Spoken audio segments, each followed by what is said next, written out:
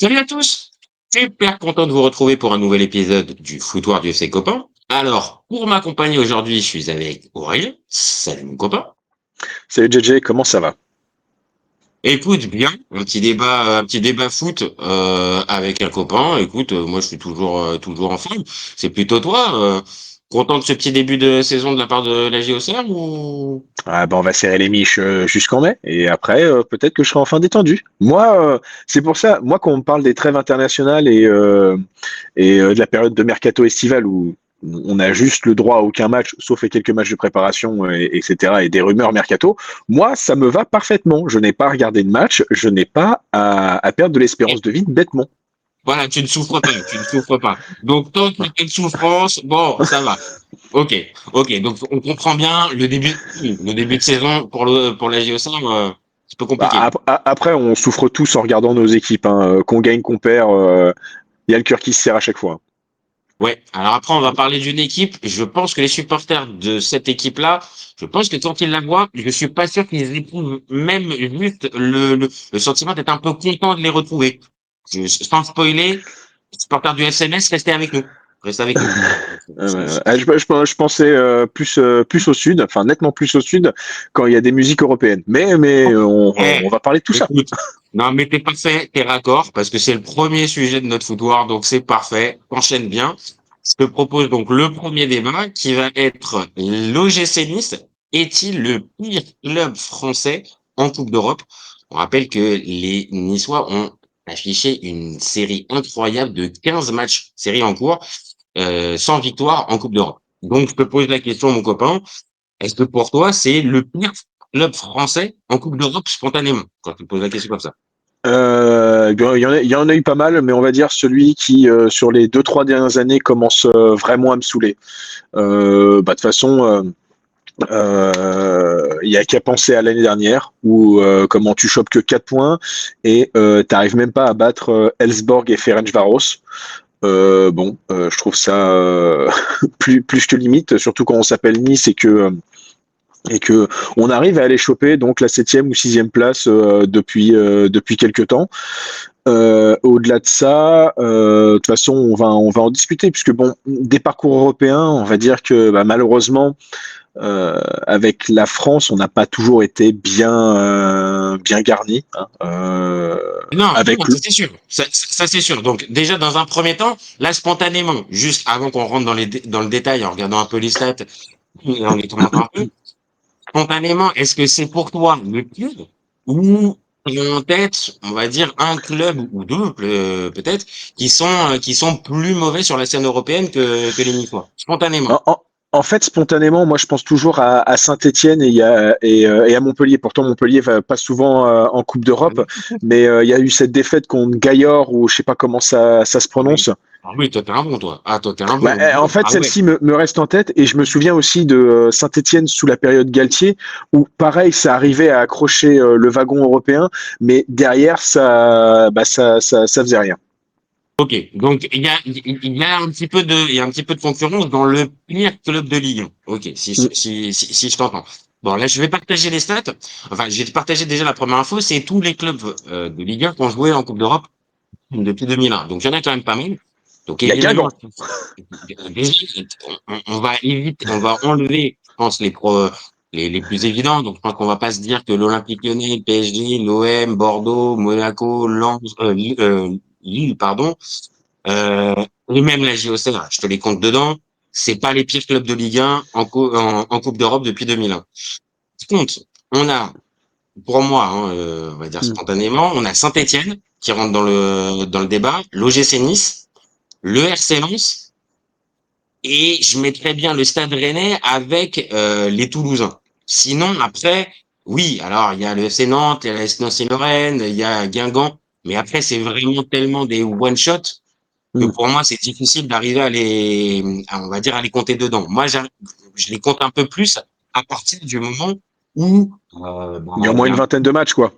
c'est ça, exactement. S'il y a peu, c'est difficile. Et là, pareil, je partage les stats. Quand on regarde un petit peu Lens, Rennes, Toulouse, Saint-Etienne et Nice, moi, il y a déjà une chose, moi, qui me marque, c'est que la plus grosse performance de Nice en Coupe d'Europe, c'est un quart de finale de Conference League.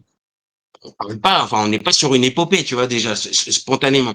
Alors que Toulouse, bah, je sais pas, eux aussi sont passés en Conference League, mais il y a la victoire contre Liverpool et contre Benfica, ça se joue à pas grand-chose.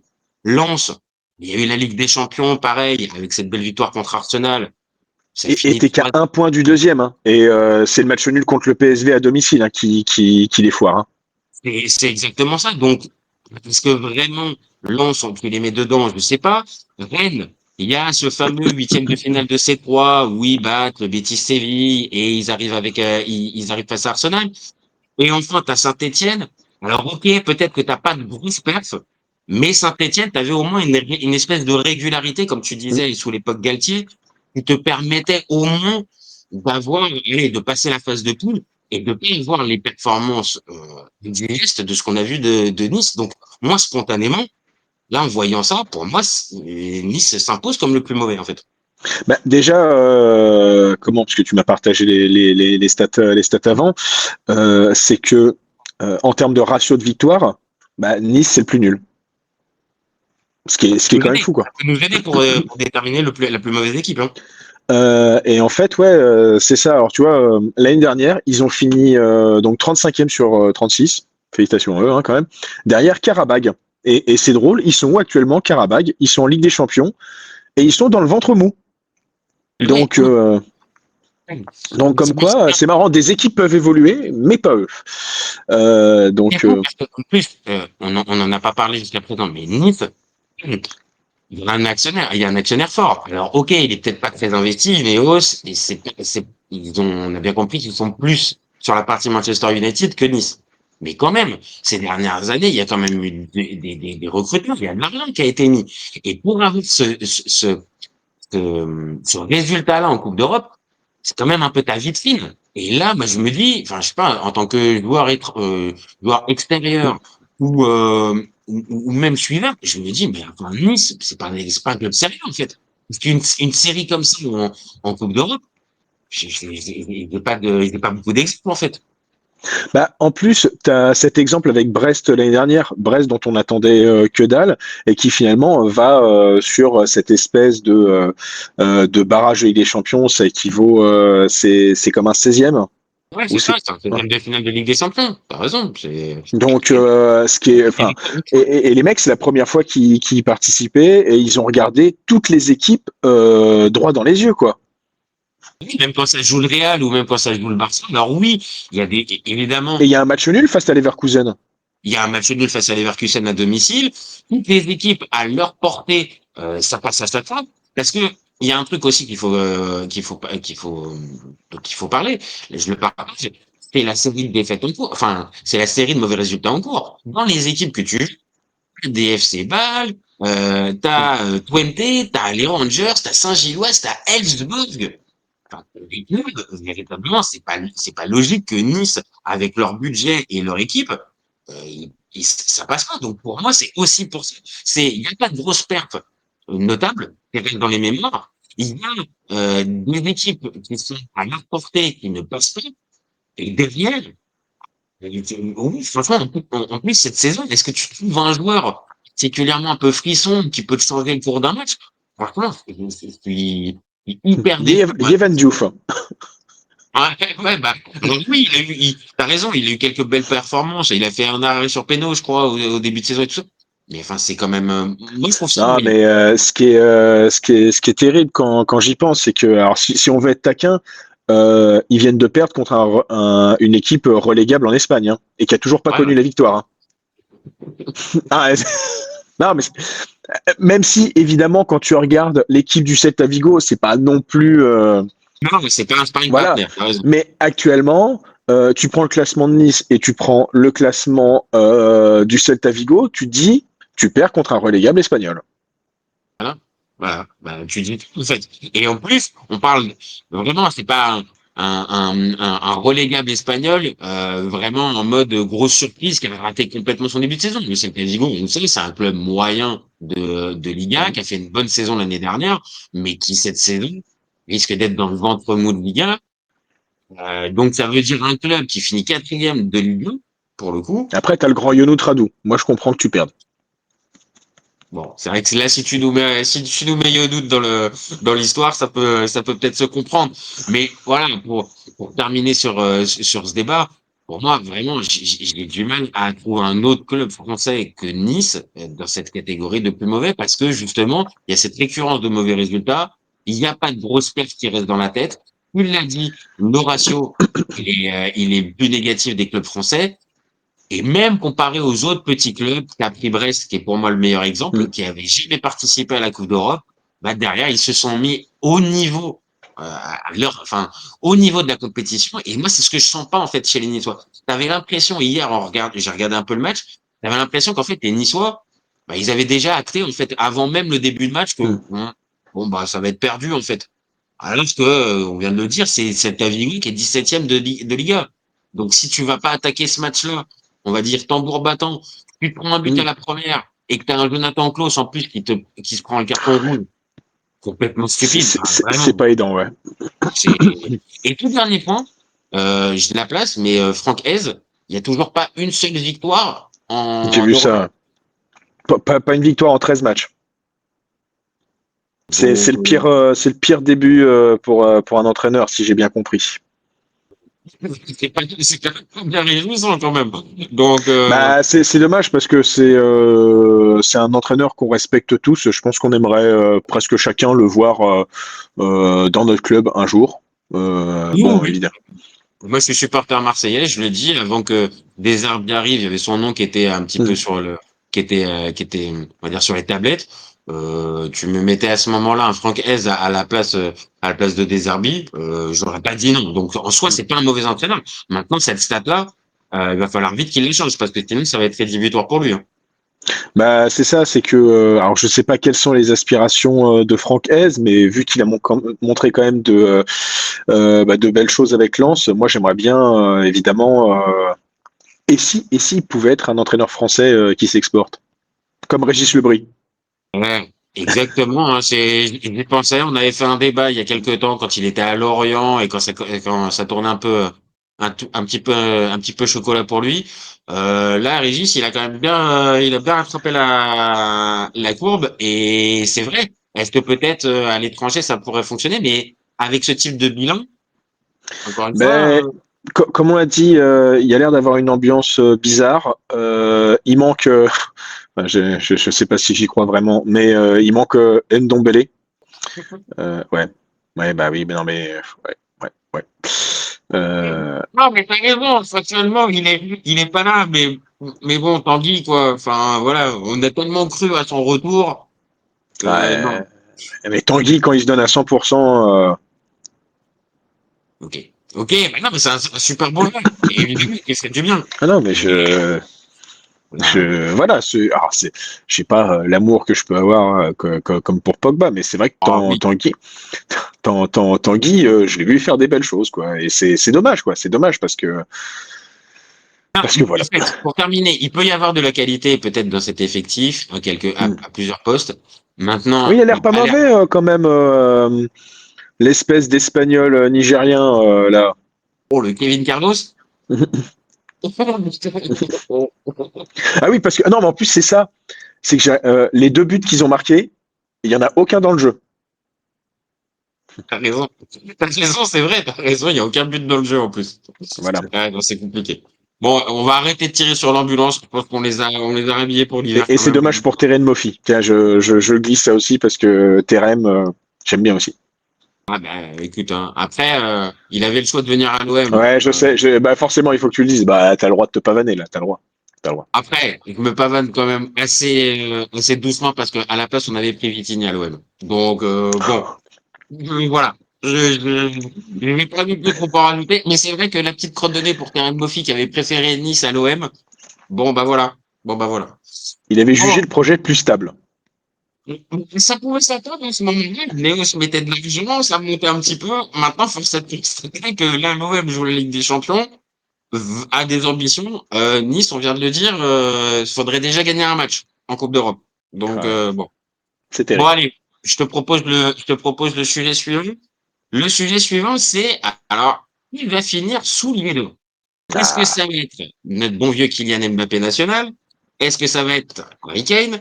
Ou est-ce que c'est Erling Haaland? Donc, comme ça, pareil, je te pose la question spontanément, mon copain. Qui, pour toi, va finir soulier d'or parmi ces trois-là? Alors, c'est pas parce que actuellement il a de l'avance, mais pour moi, ça va être Harry Kane. Parce que, alors oui, il a de l'avance, mais il joue dans le championnat allemand. D'accord. Alors, toi, c'est pour ça? Toi, Ah ouais, moi c'est ça. Là, et vu comment est parti le Bayern, qui va faire sûrement leader de la première jusqu'à la deuxième journée, euh, vu comment le Bayern de compagnie, parce que ça aussi il faut en parler, le Bayern de compagnie tourne bien. Alors si en plus les pépites de 17 ans commencent à se ramener comme Lennart Karl, que Michael Olise arrive à marquer des buts chanceux en les contrant, en contrant un dégagement de Job Bellingham. Bon, bah qu'est-ce que tu veux faire face à ça et tout le monde, parce que on est une semaine après, on a tous vu le résumé du match de Harry Kane, qui fait même des retours défensifs en taclant. je pense que on parle du match contre Dortmund. Il est stratosphérique dans et l'efficacité et tout ça, mais après, avec ce que tu viens de dire, le retour, les pressings, l'orientation du milieu, les ouvertures. Enfin, vraiment, là, il est à un stade. Est-ce qu'on pourrait même se poser la question de savoir s'il n'est pas au prime de sa carrière, alors qu'il a déjà 32 ans maintenant. Là, je vais partager les stats. Ah oui, cette saison, c'est hallucinant. C'est 12 matchs, 20 buts. 12 matchs, 20 buts, 5 passes décisives. Et on est sur un but toutes les 49 minutes. Putain, mais Mais en voilà. fait, c'est ça, comme on dit, c'est que le gars pourrait s'arrêter. Tu sais, genre, je le souhaite pas, évidemment, mais si on donne une comparaison, on lui dit, voilà, il se fait les croisés et on le voit plus jusqu'à la fin de l'année. De toute façon, il a marqué 20 buts. Il a marqué 20 buts. Bon, bah voilà. Voilà.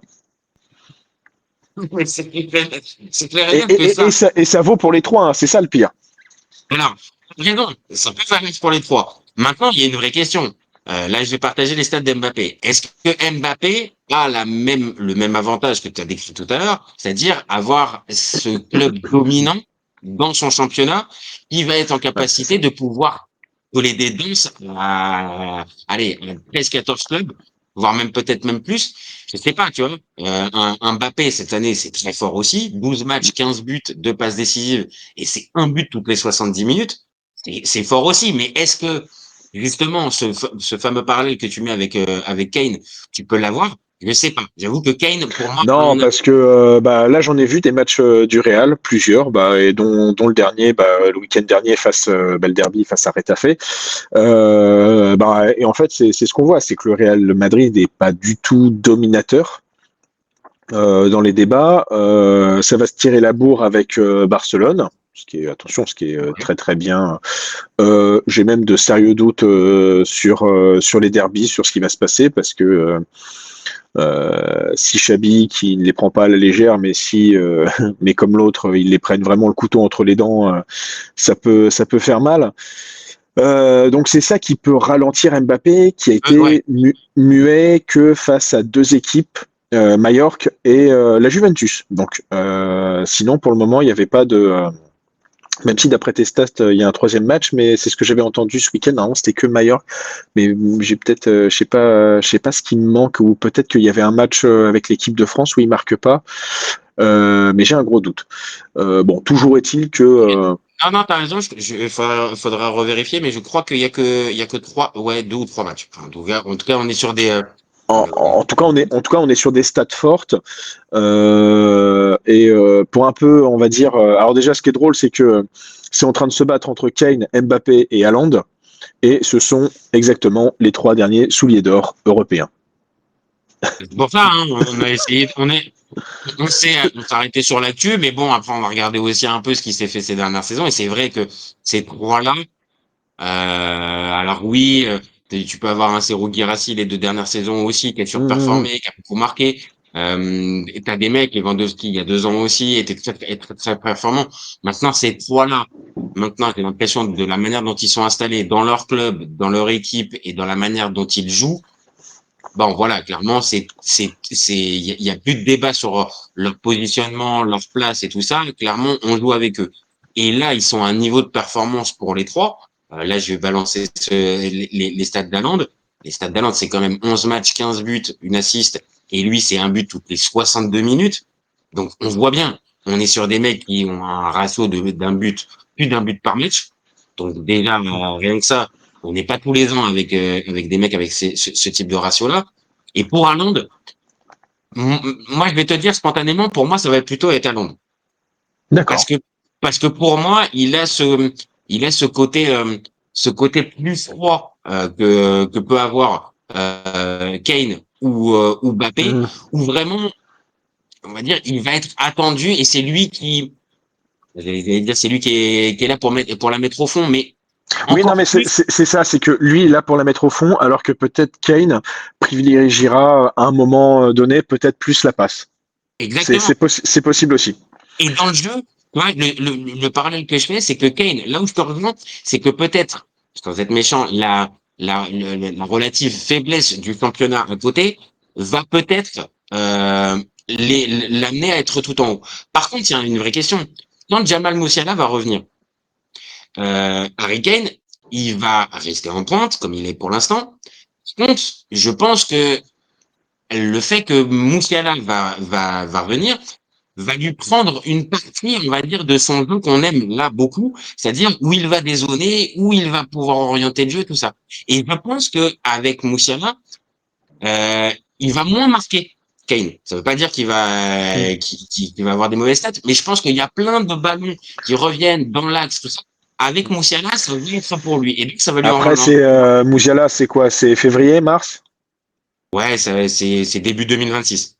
Pour moi, c'est ça. Il s'est quand même fait les croisés, même s'il est jeune et qu'il peut bien revenir. Pour moi, il enchaînera qu'à partir de février-mars, ce qui laisse quand même encore, ce qui Kane, laissera que 2 mois tranquille, on va dire, l'ami Harry Kane. Mais alors, tu vois, autant je suis pas le plus grand fan des stats individuels, même si évidemment, on aime le football, on aime les buts, hein, et que et que deux autres, oui, oui, oui. Mais je sais pas ce que tu veux dire. Je sais pas ce que tu veux dire. Il y a il y a qu'une autre personne qui adore la défense à outrance. Bref, et non, je dis et rien. mais par contre, en fait, ce qui est drôle, c'est que, enfin là, ce que j'aime bien, c'est qu'on a trois attaquants différents.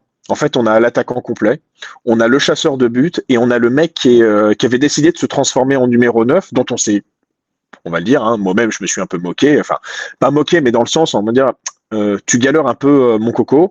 Mhm. Et là, force est de constater que on est un an après, allez, vraiment deux, où il a décidé ça.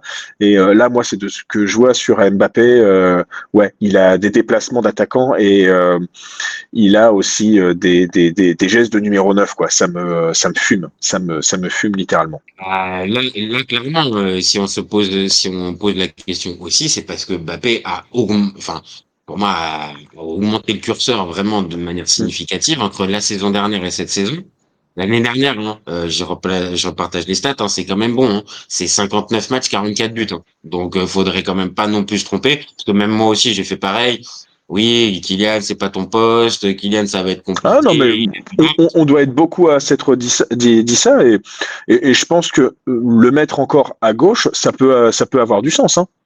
Ah, ça peut avoir du sens. Maintenant, après, c'est le fameux débat dans cet effectif du Real. À partir du moment où tu as un Vinicius, qu'est-ce que tu fais? Est-ce que tu mets Mbappé dans cette zone de confort, mais donc tu vas peut-être potentiellement te priver de Vinicius, ou alors tu vas être obligé de mettre Vinicius à un autre poste, ou alors tu installes Mbappé dans ce poste de numéro 9, et c'est un peu le sens de l'histoire. Parce que est-ce qu'il va jouer toute sa carrière côté gauche à revenir? Je ne suis pas sûr.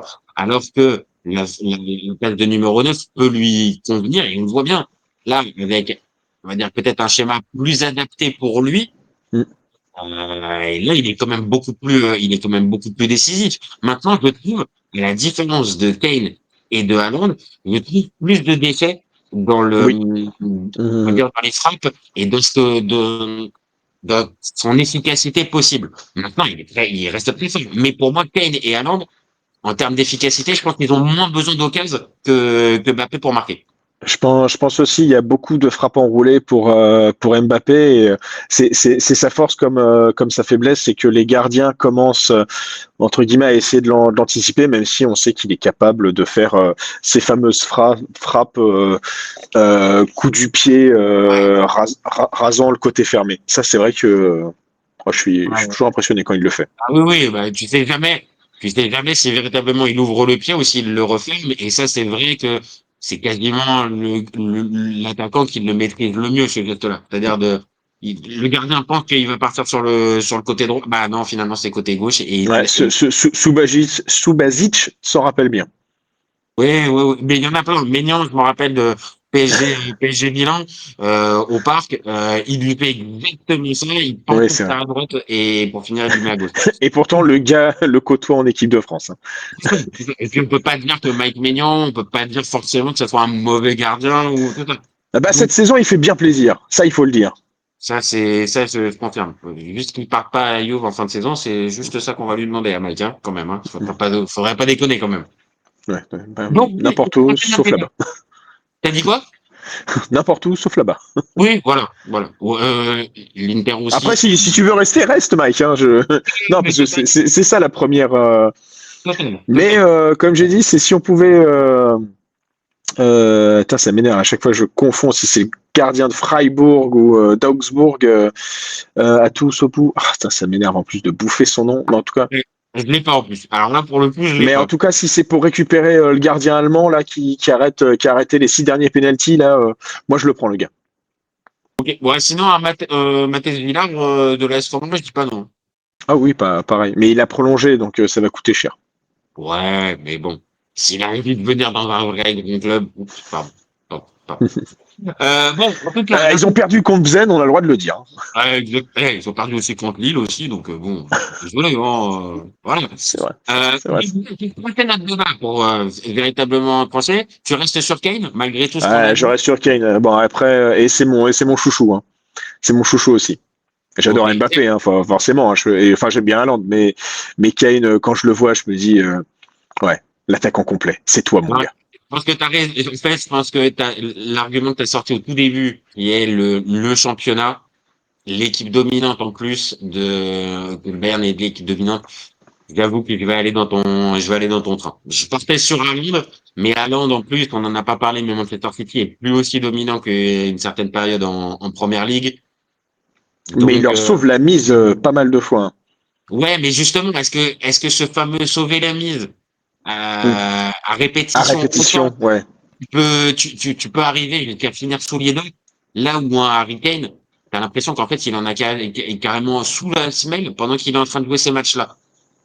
Donc non, je vais aller dans ton sens. Maintenant, voilà, on l'a dit dès le départ, ces trois-là sont stratosphériques cette saison, et je vois pas un seul attaquant en capacité de pouvoir leur faire le match.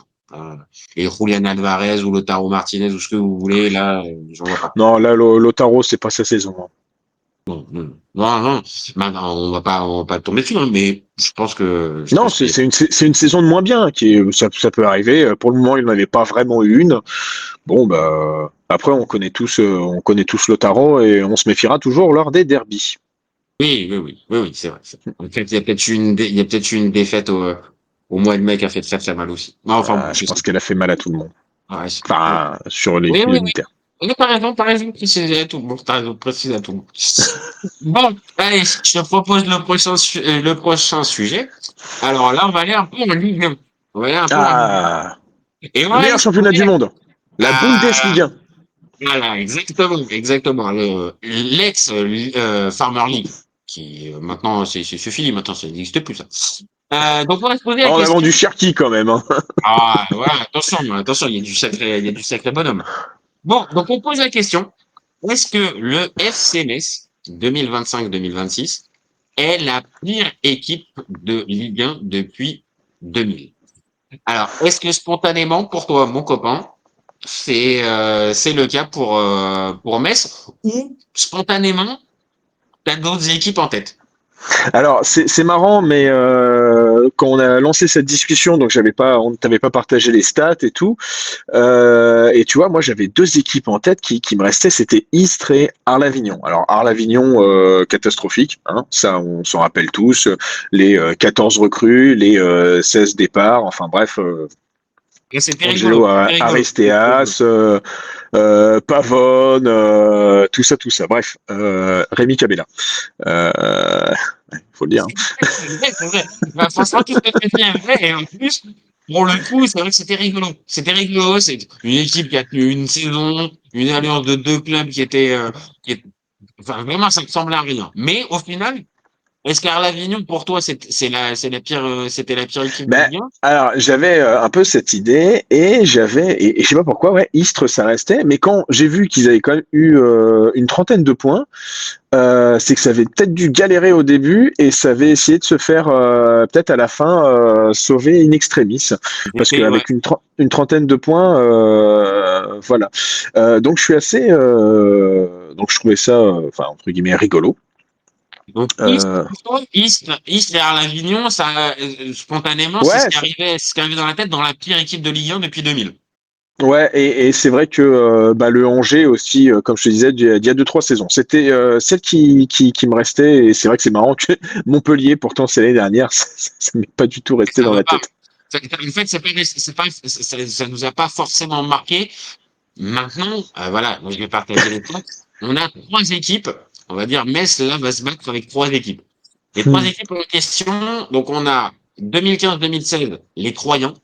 Ils font 18 points, 3 victoires, 9 nuls, 26 défaites. Avec quand même une belle perf, quand même. 83 buts encaissés en 38 matchs. Quand même, hein, Mais c'est c'est, pas eux qui prennent le 9-0 en plus? si, si, Ouais. si. Avec Zlatan qui venait d'être champion. Si, le jour où ils sont Ah, champions, mais en plus, je crois qu'ils se prennent 9 buts, mais genre, c'est terrible. Les 9 étaient beaux, je crois. C'est, tu sais, tu fais, bah ouais, dommage. C'était comme, tu sais, PSG Anderlecht où ils leur mettent 5-1 et le pauvre Kaminski qui est là, qui se prend un Zlatan en furie, qui frappe de 30 mètres et ça part dans la lucarne et c'était que ça. Et pourtant, ce gardien est vraiment pas mauvais, hein, le gardien belge. Mais, mais il a et au pris ça. final, après, c'est que quand tu tombes face à des grosses équipes où ils sont dans un gros soir, bon, ben voilà, ça peut finir par des trucs comme ça. Donc, on a les Troyens, comme je viens de dire, 18 points qui finissent avec une moyenne de 0,47 points par match. C'est quand même pas ouf. Pas mal, hein. 2022-2023, on a Angers, donc aussi 18 points, 4 nuls et 4 victoires, 6 nuls, 28 défaites, 81 buts encaissés. Et là aussi, bah, vu qu'on est à 18 points et championnat à 38 journées, 0,47 points par match. Et puis on a le dernier, auquel on ne pense pas forcément, parce que c'est peut-être un peu récent, mais force est de constater que Montpellier, sur le papier, c'est le plus faible. Puisque c'est 4 victoires, 4 nuls, 26 défaites, 14 points pris, 79 buts encaissés. Et comme là, on était sur 34 matchs, on est sur une moyenne de 0,41 points par match. Donc, autant dire, c'est vraiment dégueulasse de chez dégueulasse. Hein, faut pas tourner autour du pot. Maintenant, la question, c'est est-ce que Metz, ça va faire mieux ou pareil, ou voire même pire que ces équipes-là? Spontanément, toi, Bah, tu penses que c'est pas spontanément, c'est que, alors, on va dire, on va faire la manière un peu grossière, c'est-à-dire, il reste peur? combien de jours? Non, non, grossière dans le sens un gros trait, pas, pas insulte. Euh, Tu avais bien sorti, je connais, je voilà. connais sur les débats. Donc 8 journées, techniquement, on est à un quart du championnat, donc tu fais 8 x 4, 32, donc 4 x 2, ça fait 8 points, donc techniquement, ça peut être compliqué. On peut on peut aller même plus loin, c'est que tu fais 0 victoire, donc bon, bah évidemment, 0 x 4, ça fait toujours 0. Et Est-ce qu'elle peut exister cette... Attends, juste comme ça, mais je te le pose. Est-ce que toi, tu penses non, qu'ils peuvent finir la saison, attends, sans avoir une victoire? Tu penses pas? non, non, parce que regarde même des Arles-Avignon et tout, parfois ça a galéré, ça avait quand même, ça a décroché une victoire in extremis 1-0 à la 25e ou 26e journée. Enfin, il y a toujours un moment dans leur malheur, les planètes veulent bien s'aligner. Mais alors, ça serait contre Euh, qui? Parce que restons factuels un minimum. Ouais. La fameuse victoire en question, tu la vois contre qui pour Metz? Parce que moi, je parle Bah, non, mais ça va être nous, ça va être Auxerre, je le sais très bien. ah non, mais Bah, pour non, moi, mais je vais t'expliquer pourquoi. Je vais t'expliquer pourquoi. Donc, ça, c'est la méthode, donc, un peu grossière, un peu, tu vois. On dit, bon, on fait des ratios, on s'amuse. En plus, bon, en faisant des ratios, avec 20 buts encaissés, s'ils finissent à plus de 80, enfin, voilà. Euh, mais bon, ils dépasseront pas Bordeaux. Donc, quand tu m'as transmis ces trois équipes, qu'est-ce que j'ai décidé de faire? C'est de regarder à combien ils étaient de points après ces 8 journées. Donc, 3 après 8 journées lors de on leur... félicite quand même. On félicite parce que quand même, on voit bien pour ce débat, il y a quand même eu de la recherche, il y a quand même eu. C'est pas Ah, arrivé mais... dans les poches, hein, monsieur. Ah non, non, jamais, jamais, jamais, jamais, jamais. Donc, t'as été vérifier les stats un petit peu et t'as été voir, à ce moment de la saison, ils en étaient où les trois, c'est ça? Voilà. Alors, 3, ils avaient 3 points. Donc, c'est toujours un point de plus que voilà. Après, à leur décharge, j'étais entraîné par Furlan, donc c'est normal quand tu arrives en Ligue 1. Ah non, mais quand tu arrives en Ligue 1 et que tu es avec Furlan, c'est difficile. Non, En plus, c'était mais encore une période où il était encore vraiment martel en tête, genre vraiment, je veux jouer offensif, je veux jouer offensif. Pas une je veux jouer offensif. Bon, bah voilà, on a vu le résultat. Donc, 3 points au même stade de la saison, au ils même étaient stade de compétition. Ouais. Mais c'était que des matchs nuls, si j'avais bien vérifié. Angers, je crois qu'Angers, c'est le pire, c'est que j'ai vu, ils avaient 10 points. ouais. Ah ouais, 10 points. Ah ouais, bah donc ils ont terminé à 18. Mm. Ouais, donc c'est vraiment que la deuxième partie de saison, elle a été plus que boulée, quoi. Parce que pour prendre Ça que a dû être 8 très points, difficile. Et Montpellier avait 4 points avec une victoire face à Auxerre. Voilà, voilà. But de Modibo Sagan, je crois, qui fait le 3-1, mais donc on perd 3-2, mais qu'on et n'arrivera pas. tu me dis que Metz peut taper, que potentiellement battre Auxerre, ça peut être Auxerre le cancre de la Ligue 1, Bah, sachant que ouais, on n'a pas rencontré Metz pour le moment. On a fait Lorient et on fait Le Havre ce week-end. et par Donc exemple, voilà. là, tu vois, tu donnes deux équipes. Ils vont, elles aussi, lutter pour le maintien. Mais franchement, de ce que j'ai pu voir, Lorient, il y a plus de qualité. Le Havre, il y a plus de qualité. Une seule équipe, véritablement, si tu veux, peut-être, il y a peut-être débat, c'est Angers. Mais même Angers me paraît, on va dire, défensivement plus solide et en capacité de ne pas perdre. Moi, vraiment, mais de je me vois pas contre qui Metz peut gagner un match. Vraiment. Bah, j'ai vu qu'il a l'air pas mauvais quand même, malheureusement, le gardien Fischer. Ouais, ouais, ben je sais pas, j'ai vu son dernier Non match, c'était mais pas, c'était pas en bon. fait, il a l'air vraiment pas mauvais, mais il va arriver. Enfin, il est dans une équipe terrible. Euh, ils ont notre ami Balotouré. Ah oui, Ils ont non mais à un Benjamin moment. Stambouli. Ils ont Benjamin Stambouli, mais qui est blessé. Ah Qui est merde, blessé. merde, Benji. Merde, putain. Bon, ils ont quand même Gauthier Hein, ça me fait mal pour lui.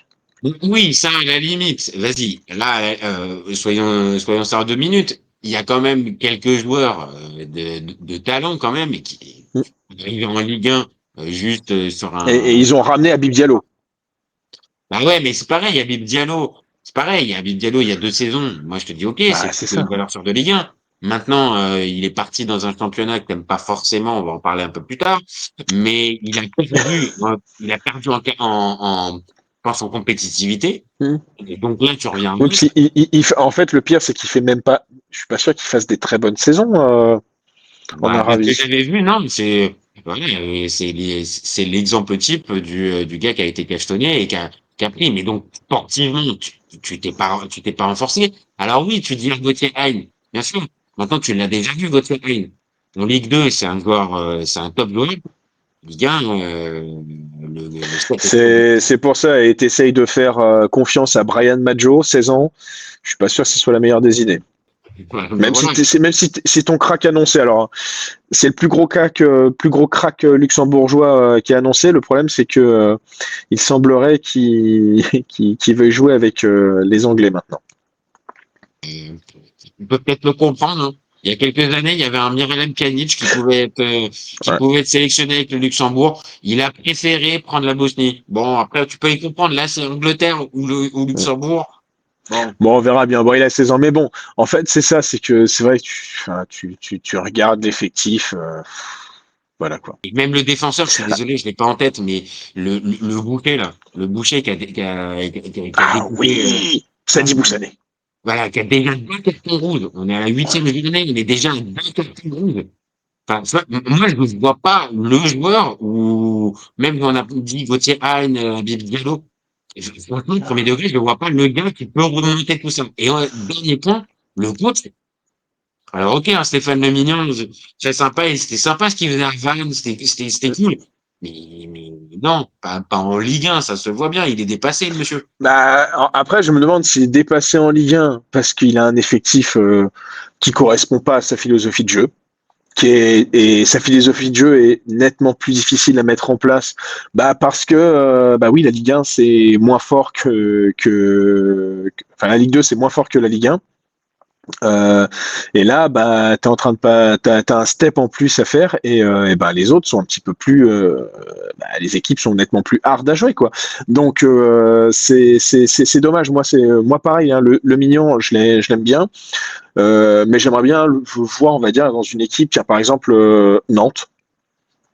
Oui, Euh, oui, bah, non, mais en fait, où il y a un oui, petit peu plus de qualité et je suis sûr qu'ils s'en sortiraient mieux. Bon, déjà, Nantes, ils ont un bon coach qui, je pense, qui parfois s'arrache un peu les cheveux. Et j'arrive plus à me ouais, rappeler de son.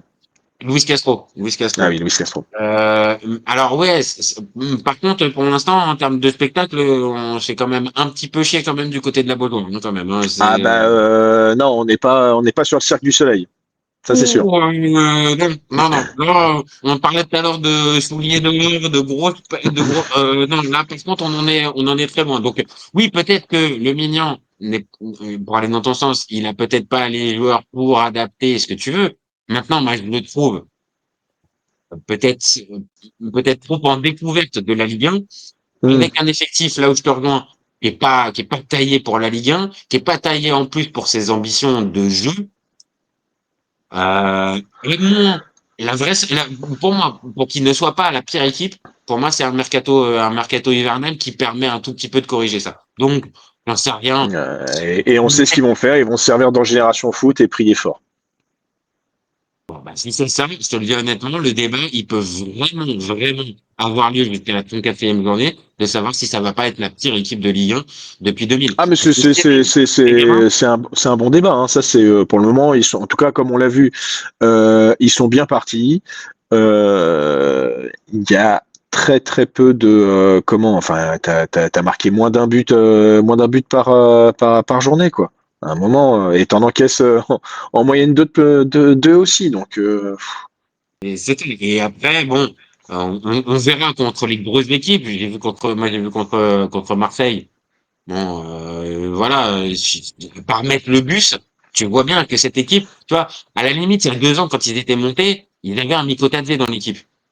ouais. Faut constater, tu vois, t'as un Mikotadze, bah oui, tu peux quand même ambitionner autre chose. Là, vraiment, quand on neuf, c'est Habib Diallo, et j'ai rien contre Habib Diallo, mais on vient de dire, il a perdu en compétitivité.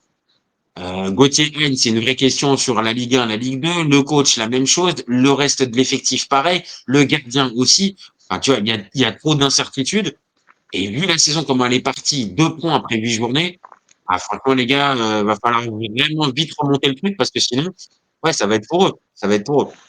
Alors je pense que le mignon il peut déjà je suis pas sûr qu'il passe les fêtes. Hein. Oui, mais c'est pareil. C'est quoi? Ah mais ça change rien. Hein. Ah, Ça voilà. change rien. Si c'est pour aller mettre un pompier de service, mais pareil, tu renforces pas l'effectif, le gars, ok, peut-être il va peut-être te choper une victoire de ci de là, mais c'est tout, il va pas faire plus. Donc vraiment, là, amis messins, faites quelque chose pendant le mercato, hein, parce que sinon, pour moi, ça va être pour vous, ça va être pour vous le bon élève. Sinon, vous allez sur monpsy.com et je crois que c'est 10 séances qui sont remboursées. Ah non, mais c'est en plus, enfin, je dis ça sur le ton de la blague, mais la santé mentale c'est important et franchement, De toute façon, mais là, ensuite, je n'avais pas prévu celle-là. Franchement, il était non, parfait. mais c'est, non, mais c'est Ami Messin, il y a une lueur au bout du tunnel.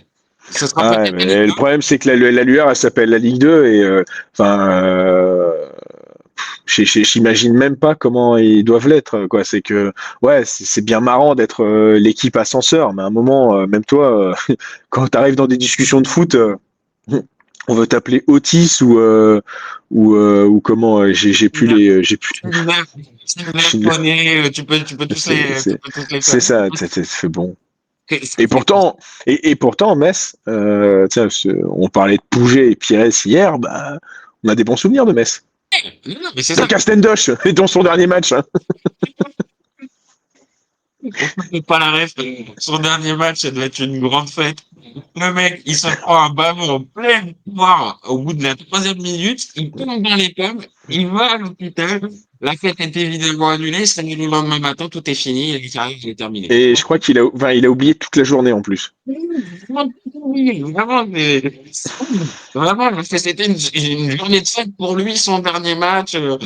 Bref, Sylvain, si tu nous entends, on pense Ouais, à c'est toi. quand même quasiment 500 matchs en Ligue 1 ou un truc comme Ouais, ça. ouais. Ah oui, c'est figure de la Ligue 1. Bon, par contre, pas au-dessus. Ballon dans la figure de Ligue 1 aussi. Mais Bamir, figure, on vous le conseille, on vous le conseille. Bon, allez, je te propose l'avant-dernier débat de notre petit foutoir. Alors, ça va être, on va parler de France. Moi, je pense que ça va t'inspirer. Bah, Et on va toujours. te poser la question de savoir qui doit jouer arrière gauche chez les Bleus en prévision du mondial 2026 aux États-Unis. Donc, on a 3 noms. Il y a 3 noms qui se démarquent. On a Lucas Digne, on a Adrien Truffert et Théo Hernandez. Bon, alors, j'avoue que Adrien Truffert, c'est moi qui l'ai balancé au pif. Et j'y croyais pas beaucoup au début. Et plus je regardais, plus je me dis, voilà. Mais on peut en parler. Je pense que ça peut être intéressant d'en parler d'ailleurs. Je pense, en étant totalement transparent, au tout début, il y avait aussi Quentin Merlin. Et puis bon, on a commencé un peu à voir les pertes de Quentin Merlin. Bon, Et après, il a fait une passe décisive pour Namazo ce week-end. voilà. Donc bon, Quentin, c'est gentil, mais il n'a pas le niveau pour se mettre dans cette discussion. Donc, spontanément, comme je te pose la question depuis tout à l'heure, Détroit. Toi, tu pars, t'es Didier Deschamps, tu pars avec qui pour le mondial Bon, 2026? déjà, actuellement, je pars avec Digne et Hernandez, mais Digne en titulaire. Juste pour faire un petit aparté sur Adrien Truffert, moi, il me surprend. Bon, déjà, il est chez Bournemouth, qui surprend tout le monde, avec troisième ex Oui. aequo quand même. Ah oui, oui. Je crois qu'à part les supporters Andoni, de Bournemouth, personne ne s'attendait à ça. c'est ça. Et même si Iraola est un très bon coach, mais c'est vrai que Semedo est très très fort, hein. Il est en train de carrer l'équipe là, c'est assez. Ah oui, Et clairement, si oui. en plus Eli Kroupi commence à mettre des doublés, non, je vais vraiment finir par me poser devant les matchs et regarder. Ouais. Et en plus, ils ont perdu Zabarni, donc c'est bon, tu peux y aller. Pardon. Donc voilà. Et donc quand même, force est de constater que Adrien Truffert est titulaire, joue tous les matchs et a distribué déjà une passe décisive. Donc évidemment, là, je vais pas dire, tiens, Adrien Truffert, il est super fort. J'ai vu aucun match. Je pense que bon, vu comment ils se prennent pas trop de roost et comment ça fonctionne bien offensivement, je me dis qui doit être au moins acteur de ça.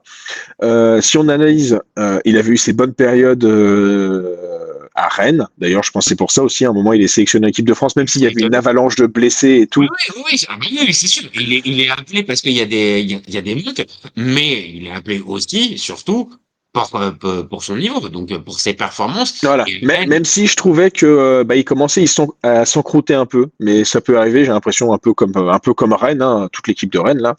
oui, peut-être qu'il avait fait le tour, c'est parce qu'il avait fait le tour on va dire, du stade rennais et qu'il avait besoin, on en connaît plein des joueurs comme ça qui ont besoin d'un nouveau Mm. challenge pour pouvoir aussi être en capacité de voir si tu peux jouer dans un championnat plus compétitif, dans une équipe où t'es pas formé au club, donc avec un autre statut. Mm. Donc c'était peut-être un peu se mettre en danger. Et là, pour le coup, voilà, après une petite dizaine de journées, ça marche bien pour lui. Il est titulaire, tu l'as dit. Bournemouth, ça fonctionne bien en plus. Donc pour l'instant, on va dire, son fin de club et d'acclimatation, ça marche. Est-ce que pour autant, ça en fait un potentiel appelé chez les Bleus? Ben, il y a une vraie question parce qu'il y a une vraie concurrence en plus. Il y a Lucas Digne, et t'as Théo Hernandez. Donc, est-ce que pour toi, juste là, est-ce que d'ici la fin de saison, il peut arriver à réduire ce fameux gap avec Lucas Digne et Théo Hernandez? Euh, le réduire s'il continue, mais trop de retard. Même s'il a participé aux JO et comme on voit comment les JO ont fait du Ah, bien pour Mateta, Olise, même Cherki, Akliouche dans une moindre mesure, enfin surtout même Désiré mais Doué qui était. Deschamps, il a aimé, hein. Je pense que Deschamps a beaucoup aimé ce qui s'est passé, même si c'est peut-être pas un tournoi international avec ce qu'on connaît type Euro et Coupe du Monde, il avait une pression particulière, la pression d'être à domicile, rajouter en Il plus, a appelé Loïc Badet aussi, Manu Koné. Non, c'est ça en fait beaucoup qui sont appelés après chez comment? Chez les Bleus de Didier Deschamps. Donc, Deschamps, est-ce qu'il peut pas faire partie de cela? c'est pour ça, c'est que en fait, comme je te le disais, c'est qu'au début je le disais comme une blague, et au fur et à mesure, je serais pas étonné de le voir dans peut-être dans une petite année. Ok. Donc, pour toi, ça paraît peut-être Sauf si Théo revient en Europe, et ce que je le vois bien faire. Hein, on ah, va pas se mentir. alors, ok. Et parce Alors, que Digne a quand même 33 ans cette année. ouais, ouais, ouais. Bah oui, hein, malgré Ah sa mais tête de genou, à un moment donné, il faut bien, quand même, hein, il va pas pouvoir rester tout le temps, il a 22 ans, hein, quand même, hein, Lucas Digne. c'est ça. Et donc, toi, Mais tu j'aime partirais beaucoup. sur Lucas? Tu partirais sur Lucas Digne comme le titulaire chez les Bleus, là? Ou est-ce que Théo Alors, Hernandez s'est mis alors pour moi, en, alors Théo, il s'est mis en porte-à-faux. En effet, on en parle. Même Deschamps l'a un peu dit aussi, hein, que partir, il regarde un peu ce qui se passe en Arabie Saoudite, mais bon, heureusement qu'il a le statut. Mais bon, alors ça m'a permis un peu de regarder bah, les stats hein, quand même de Lucas Digne et de Théo Hernandez. On est quasiment alors sur du similaire. Ça penche un peu plus vers Théo. Digne, c'est 54 sélections, 0 but, 10 passes décisives et un CSC provoqué contre l'Italie, quand même. Faut le ouais, dire. ouais, non, non, par Non, exemple. parce qu'on est, parce qu'en plus, Ah non, c'est c'était pas le, fait. Ça, c'est ultra factuel. Là, c'est ultra factuel. en plus, on se battait sur est-ce que Mbappé va mettre un coup franc et c'est Lucas Digne qui a failli en marquer un avant. Euh, non, mais Ah, très bon tireur de coup franc. Très bon tireur de coup de pied ah, arrêté. mais c'est ça. Théo Hernandez, 40 sélections, 2 buts. C'est là où il est meilleur et 10 passes décisives aussi. Et je pensais que c'était lui qui avait provoqué le CSC de Hummels en 2000, à l'Euro 2021, enfin 2020-2021, mais c'était son frère. Euh, donc bon, on est sur du kiff-kiff. Euh, mais pour moi, Lucas Digne commence à avoir l'avantage. Alors pourquoi? Alors déjà, je trouve que Lucas Digne a bien du courage de ne pas avoir flanché mentalement après ne pas avoir vécu ni 2018 ni 2022 et 2018 au Lui, il poteau a pas quand fait même. une close, hein. Il a pas fait une Jonathan Klaus, ça a complètement explosé derrière. Vraiment, il a continué de travailler et pourtant, les coups ont été rudes parce que 2018, c'est rude et c'est 2022 aussi où il doit partir et il part pas. Ouais. Ouais. Vraiment, c'est rude pour ça. Donc, rien que pour ça, je vous qu'il pourrait mériter un peu, le service rendu, on va dire. Mais c'est vrai qu'il est là depuis 2014. Alors, donc c'est vrai que c'est un gars très très bien intégré. Au-delà de ça, c'est vrai que là on voit Dédé fait une espèce d'alternance. Même si je vois une espèce de de pattern dans cette alternance, c'est que pour la meilleure équipe, c'est toujours Digne qui passe devant. C'est-à-dire que bah là, tu vois, alors je prends sur la Nation League. Alors, il est sur le banc quand on perd 3-1 contre l'Italie, mais après, il joue la Belgique, il est titulaire 2 fois, et le match retour contre l'Italie, et il joue pas contre Israël. Après, Final Four? No le Final Final Four? Four, alors le Final Four, c'est la seule, La seule fois c'est où la, Théo, alors c'est la seule fois où Théo, voilà, parce que c'est là où je voulais en venir, c'est que c'est la seule fois où Théo est titulaire contre la plus grosse équipe, mais évidemment, eh ben il y a ce résultat, et je pense il passe à que côté. Il passe à côté. Au-delà du résultat, il passe complètement à côté. De mémoire, il fait un match dégueulasse, Théo Hernandez. il fait 30 bonnes premières minutes. Et Ouais. après, bah, c'est là où l'équipe de France prend 2 buts et Théo, je crois, est au moins fautif sur un et sur le deuxième, c'est sûr. Et sur le premier, je crois que c'est un des fautifs. Donc, Ok. Donc, ce que tu essaies de me dire, c'est que, on va dire, plutôt sur la période depuis le dernier Euro, c'est plutôt Lucas Digne il a été aligné pour les matchs importants. Et quand Théo, il a été aligné, il a pas été super performant, si je comprends bien. C'est bien ça. Non, je l'ai pas. Là, face à l'Azerbaïdjan, je l'ai pas trouvé très Ouais. très fort. Mais c'est con parce qu'en fait, c'est là aussi. Oui, c'est l'Azerbaïdjan, mais en fait, c'est là où on a besoin aussi que tu te montres fou au moins le doute en calant deux passes décisives. Et tu vois, toi et moi, on suit l'AC Milan. On peut pas dire qu'on est sur le Théo du Scudetto, quoi.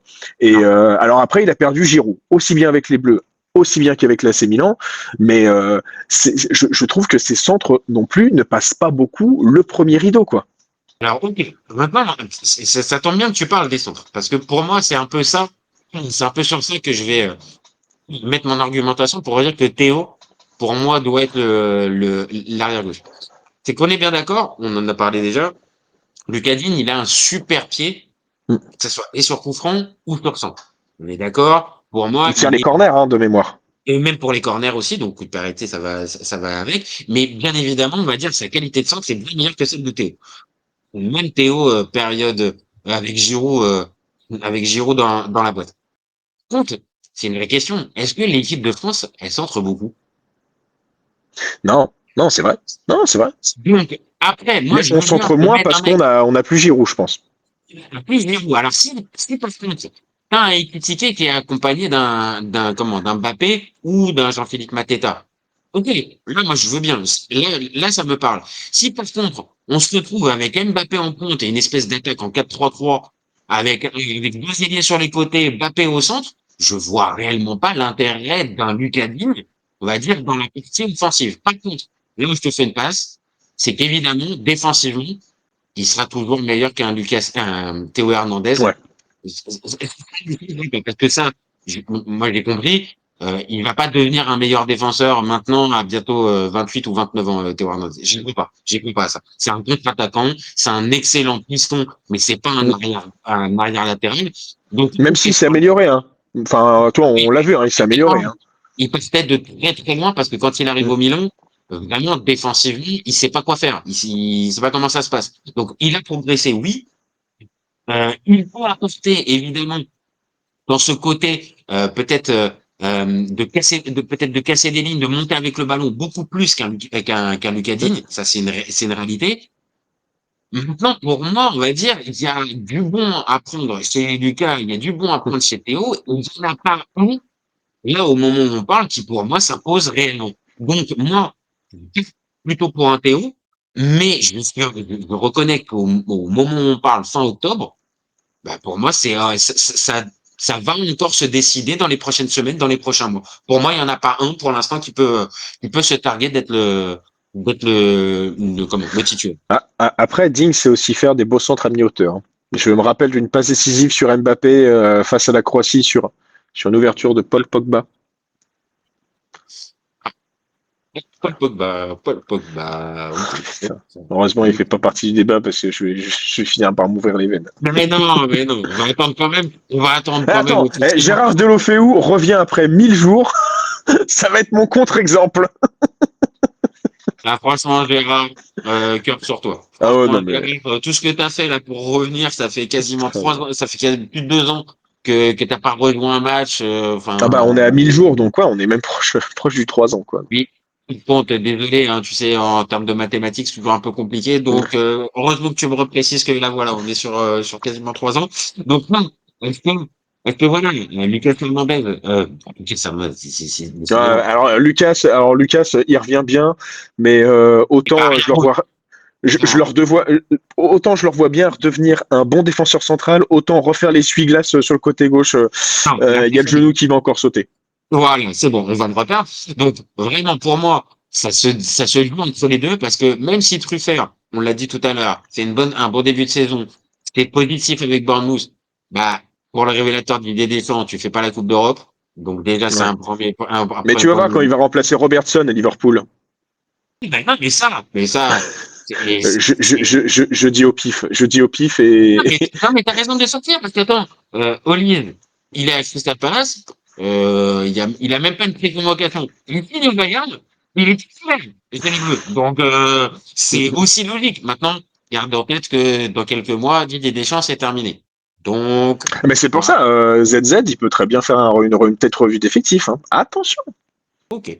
Donc, là, pour penser et comprendre le débat, Et peut-être faire attention à bien guetter le petit Toulousain là. alors là, je l'ai pas là, ton Toulouse. Alors là, Non, mais c'est Cop là. alors là, je l'ai pas. Là, on va dire en prospect, il y avait le fameux Dayan Quentin Merlin. Metali. Dayan Ah, Metali. ok, ok. Il a quel âge ce petit? Non, mais il a. Ah, Euh, je pense avec l'âge. non, de mémoire, il joue avec les espoirs là. Ok. Voilà. Mais non, non, apparemment, Ça bah, passe un peu pas. comme. C'est un 2006. 2000. Ah oui, d'accord. Ok, 2006. Ah oui, oui, oui, ah oui, oui, oui. Bon, bah, Donc écoute, là, finalement, peut-être que l'avenir peut s'annoncer radieux du côté des latéraux gauche de l'équipe de France on n'en prochainement. a pas parlé, juste, hein, mais Ferland Mendy, non, on n'y croit pas. Bah déjà, c'est bien, il est dans le groupe. Bravo, bravo Ferland. Maintenant, comme on le dit souvent, je pense qu'il y a une cassure avec Dédé. À moins Oui, qu'il me sorte d'ici la fin de la saison 15 passes décisives. Mais attention parce que Carreras ou Carreras, ouais, Carreras. Carreras, bah j'aime beaucoup. Hein. Autant c'était une sale pute contre Monaco, autant je dois avouer que Oui, mais contre Monaco, ce jour-là, il y avait un arbitre particulier c'est ça. que l'OM a essayé cette semaine. Monsieur Obradovic. Monsieur Voilà. Obradovic. Donc, mais voilà, je l'ai vu 2 fois et 2 fois j'ai fait. Toi, toi, je t'aime bien. Ah, t'aimes bien. Je vais vouloir te revoir. Je vais vouloir te revoir. Donc, ça reste sur Lucadine. Pour Ça reste l'instant, sur Lucas. c'est une C'est petite, sa compétition. 2026, c'est sa compétition. bah, Ah, il ouais, le mérite, en vrai, il le mérite tellement, le ouais, non, pauvre. ça, par contre, oui. Et par contre, qu'on soit d'accord, titulaire ou pas, par contre, il doit être pris dans la liste. Là, par contre, Oui. là, déconne pas d'aider parce que là, pour le coup, il risque de nous faire une connerie. Il risque de nous faire une connerie, Lucas. Là, franchement, Lui aussi. Hein. faut pas le faire.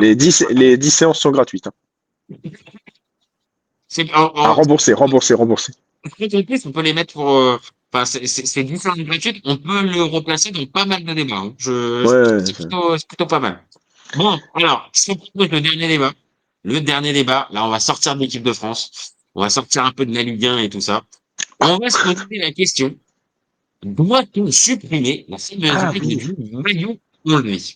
Et on pose la question, est-ce que c'est logique ou stupide de prendre un carton jaune après avoir enlevé son maillot? Donc, je te pose la question, toi, spontanément, je connais un peu ta réponse, Bah ouais. mais je te la demande. Toi, c'est plutôt logique ou stupide? Et est-ce qu'on doit supprimer ou pas cette fameuse règle? Bah, c'est que, on va dire, de base, cette règle est, enfin, pas conne. On va dire, sur le principe, ils ont dit que c'est pour pas perdre de temps. C'est pas con. Même si, n'oublions pas, on a inventé un truc imparable qui s'appelle le temps additionnel depuis l'usage de la VAR a complètement explosé.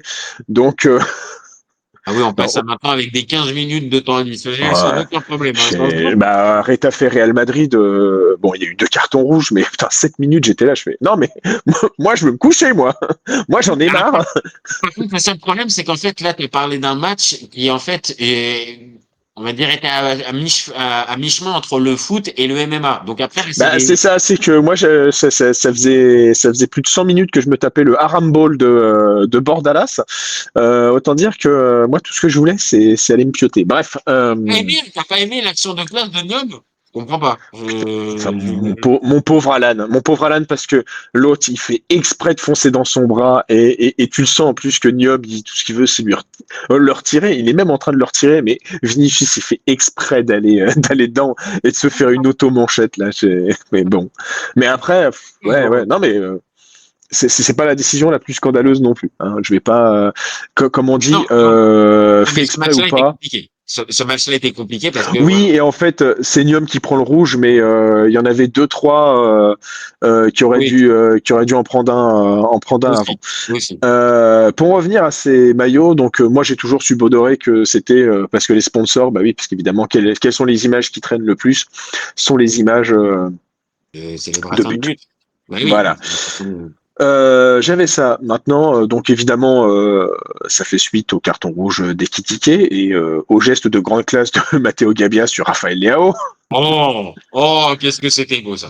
Ah, Voilà. franchement, alors, pour ceux qui n'ont pas la ref, allez regarder la célébration du penalty de Raphaël Leao contre comment? Fiorentina. Euh, Putain, et Pioli, en fait, il a failli nous jouer un mauvais tour quand même. Hein. Ah ouais, ouais, ouais, il était à deux doigts, hein. On a un petit tour, il y a un petit sourire pour lui. Mais donc, pour la reste, en question, il y a Raphaël Leao qui marque son penalty et il va pour enlever son maillot, comme là, je suis en train de le faire. Et puis, il y a un Matteo Gabbia qui arrive derrière et qui lui sur le maillot. Non, surtout, ne va pas prendre ton carton, ça sert à rien. Donc, euh, ça montre bien quand même que ce côté un peu spontané du joueur qui veut soulever son maillot. Alors, j'ai regardé un petit peu, il n'y a pas de stats réellement là-dessus. J'arrive Non, pas. parce que parfois, il y en a qui le font et ils se prennent pas de carton. C'est ça que je comprends pas avec Étiquetier. C'est que on en a vu des mecs, mais on a vu aussi que parfois Cherki et Messi avaient pris des cartons. Mais ce que je trouve, c'est que comment t'as des célébrations qui durent aussi longtemps que de retirer son maillot, quoi. Oui, est-ce qu'après, véritablement, on va dire, moi, là où je pourrais comprendre, c'est si, en fait, le maillot est enlevé et qu'il y a un fameux message politique en dessous.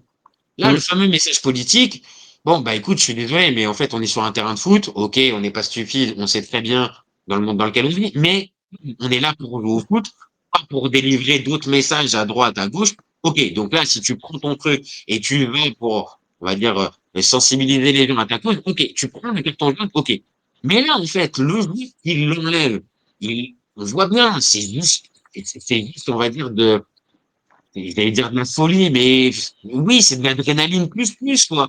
Donc, est-ce que véritablement, enfin, ça vaut le coup d'aller lui mettre un carton jaune? C'est ça à dire d'un côté. Mais de l'autre, t'es vite professionnel. Putain, mais c'est compliqué de te dire que, en fait, quand même tu as marqué ce fameux but, ton maillot, tu le gardes, sinon tu prends un carton jaune. En fait, on en est exactement.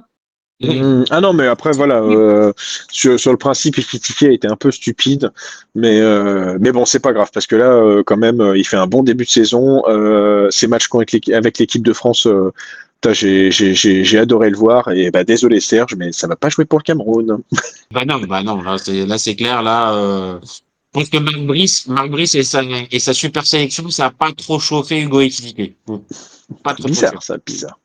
Mais voilà, moi, tu vois, je te dis, en fait, d'un côté, fiction, la demande des balles qui pourrait être, bon, qu'on enlève cette règle stupide, mais de l'autre, bon, enfin, un match dure 90 minutes, tu sais, quand tu prends un carton jaune, bah, te retrouver là dans une situation aussi stupide que celle d'Ekitike qui a déjà pris un jaune, qui va célébrer pour un match de Coupe de la Ligue, un premier tour, et tu prends un carton jaune.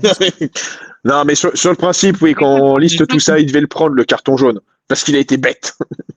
Oui, parce que ça, c'est pour moi, ça c'est bête. Tu vois, tu as pris les exemples de Messi ou de Fekir quand ils enlèvent le maillot pendant Et les en plus, derbies, pendant les c'est dans un derby ou dans un classico, quoi. mais tu vois, ok, d'accord. C'est en plus en fin de match. Bon, Fekir, c'est vraiment juste pour t'en parce qu'il y a déjà 5-0. C'est le but du 5-0, donc c'est vraiment juste pour t'en mais Messi, qui va le faire, c'est vraiment, bon, ben voilà, le match est terminé, je viens de marquer. Ok, il y a cette célébration-là. Mais quand, là, on parle de match vraiment lambda, parce qu'un match de premier tour de Carabao Cup, on va pas se mentir, même si le C'était quoi? scénario C'était était Derby County ou un truc comme ça? donc, tu vas prendre un carton rouge. Bon, sachant donc que tu as déjà pris le risque. Mais j'avoue, je veux bien l'enlever.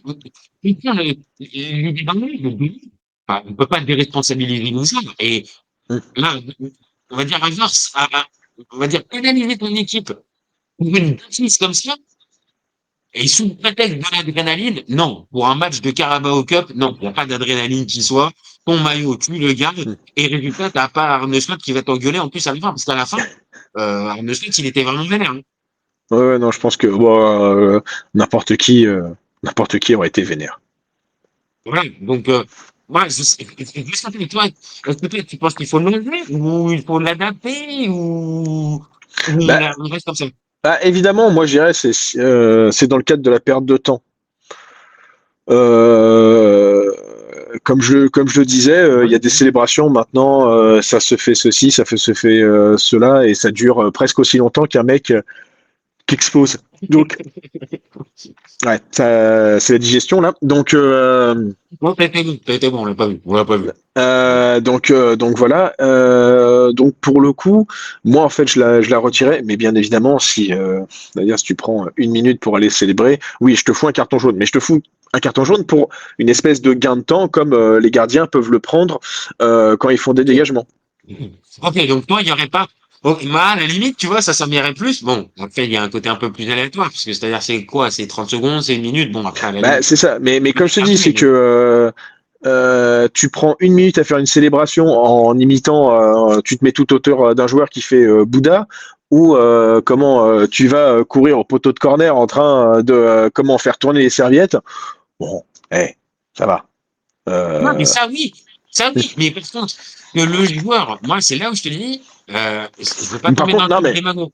Je veux pas tomber dans le truc des magos, ils sont euh, payés des millions et tout ça. Mais sans déconner, on va dire, non mais la règle, tout le monde la connaît. Même en championnat amateur, on la connaît. Donc on le fait pas.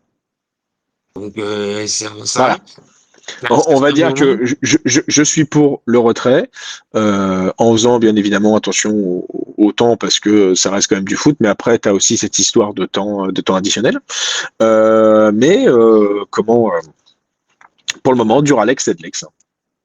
ok, d'accord. Et donc, même la fameuse question de, ils enlèvent le maillot, c'est pareil. S'ils enlèvent le maillot principal, mais qu'en dessous, ils ont le maillot, avec marqué, chérie, je t'aime. Ça prend carton? Carton. Moi, je suis du principe que le football est politique.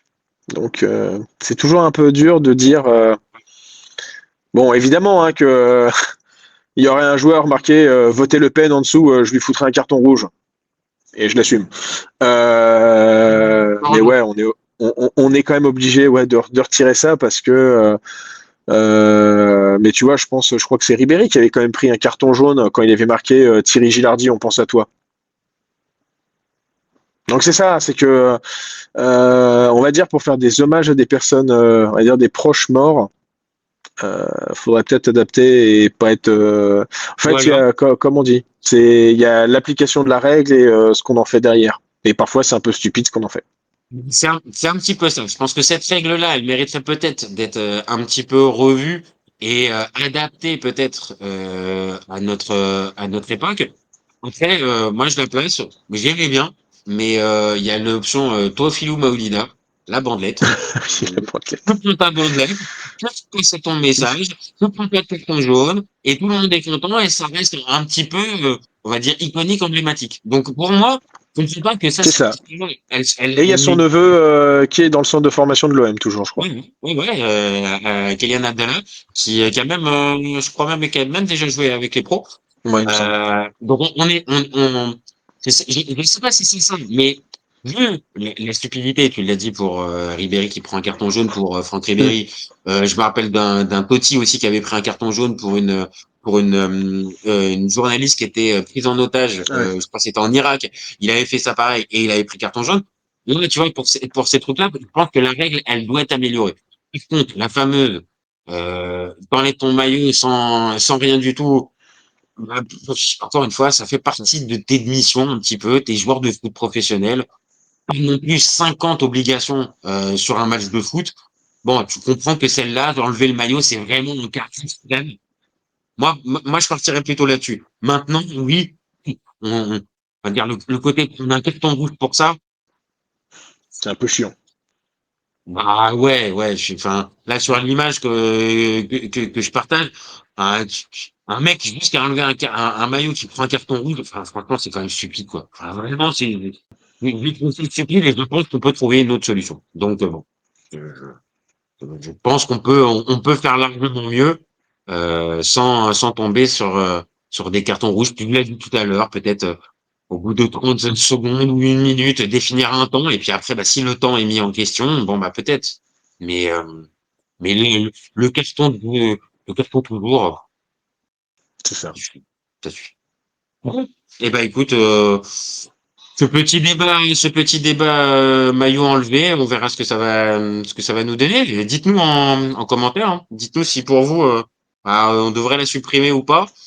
Assez partagé. Généralement, il y a quand même pas mal de gens qui ne veulent plus de cette règle-là. Donc, on n'était pas trop dans cette majorité-là. Bon, et ben merci beaucoup. Merci à toi Je t'en d'avoir. prie, JJ, ça m'a fait plaisir. Est-ce que tu as envie de repasser un dernier message pour la GOCR? Ah ben j'allais dire aller au cerf, donc Bon, on est OK. j'allais dire un dernier message, j'aurais dit aller au cerf. Bon. Et puis un dernier message pour notre meilleur copain chroniqueur Paul Vinet? Non? Ou rien? Qu'est-ce qui est, Non? qu'est-ce qui est petit et marron? Et s'il répond à cette blague, je lui paye encore une pinte. Franchement, elle est assez facile. Elle est assez facile. Mettez-la en commentaire hein, si vous avez la ref. Donc, ok. Allez au cerf. Juste un petit aller au cerf, pas plus. Ah ben non, mais il faut qu'on prenne les points face au off parce que moi j'ai envie de passer une semaine tranquille et j'en passe aucune là. Allez, Dani Namazo va te Ah donner mon du plaisir. Dani, ah non par contre extrêmement fier de Dani Namazo et de Kevin Danois évidemment.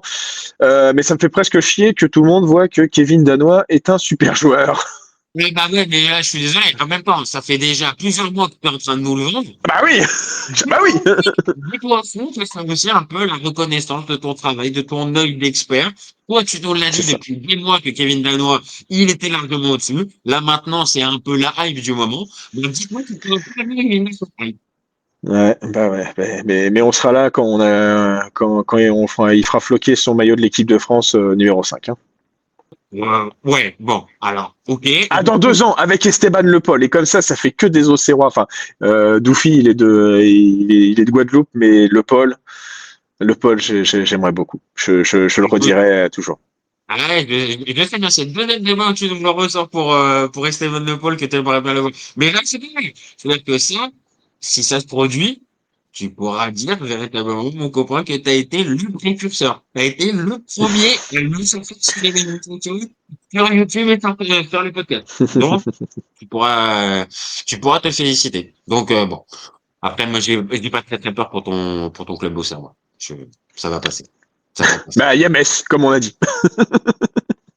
Merci les messages. Encore une petite. Donné pour eux. Bon, bah, merci à toi, mon copain. Comme d'hab, hein, tu reviens comme tu veux, quand tu veux au FC Copain. Et puis, bah, nous, on se retrouve très vite pour un nouvel épisode. N'hésitez pas à commenter, liker et partager. Et puis, vous gardez en tête qu'au FC Copain, on est ouvert toute l'année. Ciao, les copains. Ciao.